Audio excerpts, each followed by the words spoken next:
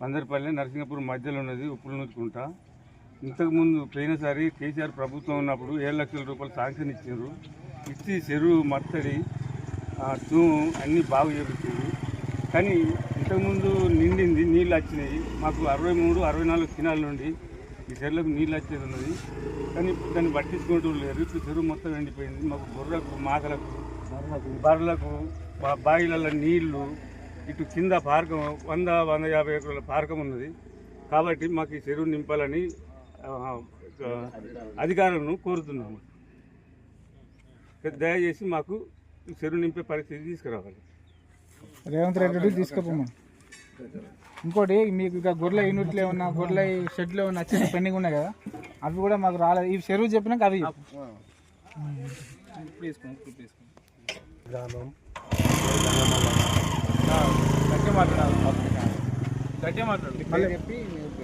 గట్టిగా మాట్లాడేం కాదు. నా పేరు గంగమల్లయ్య. ఈ వంజాపల్లె గ్రామం. మా చెరువు నీళ్ళు నిండకపోవడంతో